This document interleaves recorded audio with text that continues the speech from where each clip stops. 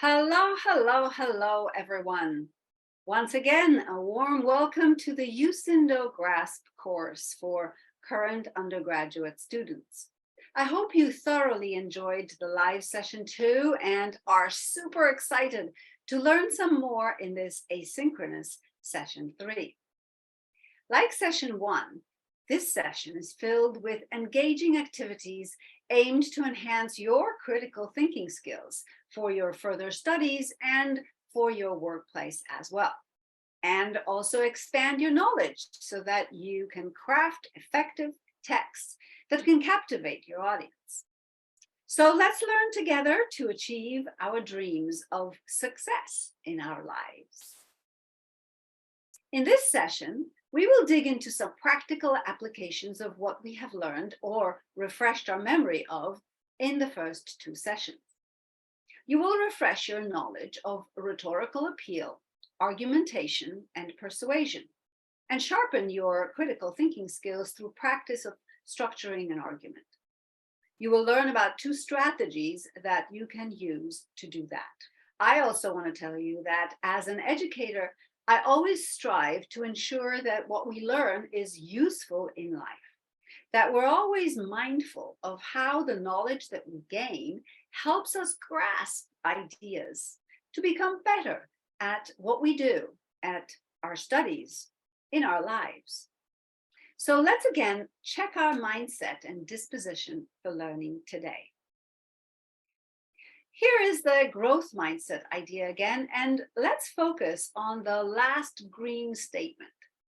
My effort and attitude determine everything. Your effort so far is commendable. I'm aware that you are all busy people with many different courses to take and sometimes even jobs or your own families and millions of things to do every day. And yet, you do take the time, you embrace the challenge of participating in this course. So let's ensure the time is well spent and worthwhile. Let's make sure that we're all participating to the best of our abilities and contributing to our own success and that of others as well. And talking about attitude, as we slip into session 3, let's remember that when we slip up, it's good to pick yourself up and shake it off, regain your footing, or if it is possible, try again. We do slip up occasionally, and that's okay. This is so important in today's world, especially when we have been raised to think that making mistakes is embarrassing and wrong, that we get punished for making mistakes. Like at school, we get bad grades, or our parents scolded us for our slip-ups and misjudgments. It's interesting how we grew up thinking we must be perfect. Well, big news, we're not. And although it is good to strive towards this perfection, we also need to remember that it may be elusive, that focusing on improvement alone as a goal is a healthier option.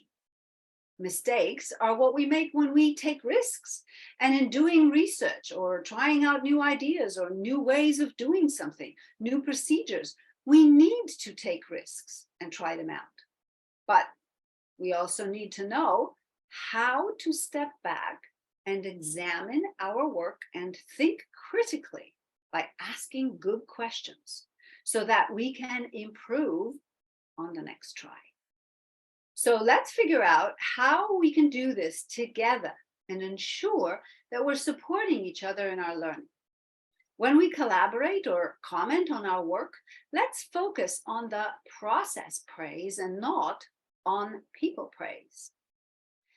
This is an excellent practical idea to put into practice in life. Some of you may have children already, and this may be very helpful if you haven't heard about this before. The difference between people praise and process praise is the grounds for helping build a growth mindset for lifelong learning. How does it work? You're such a brilliant musician. Effect? Fixed mindset.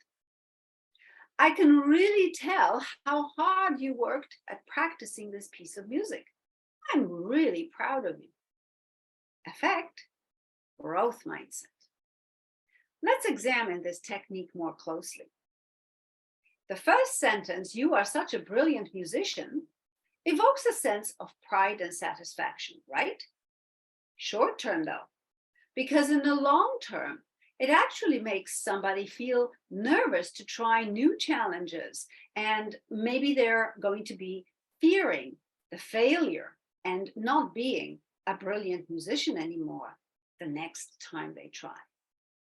The sentence that focuses on how hard you worked at practicing and the pride, that evokes a sense of pride and satisfaction as well, short term.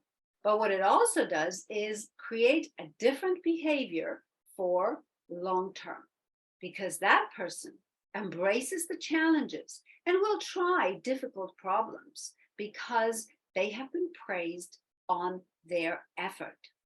They may take more effort and be more confident when encountering something new in the future.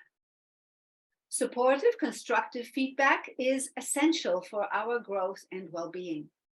Maya Angelou's words focus on emotions. And if you think about it, we vividly remember the experiences that evoked extreme emotions, happiness and joy, or sadness and fear. So let's ensure that we have more of those positive experiences in our lives by, in turn, ensuring that we have a positive mindset for learning, that we focus on improving our capabilities and build our perseverance to sharpen our skills, in this case, the critical thinking and digital literacy skills. So let's slip into session 3, shall we?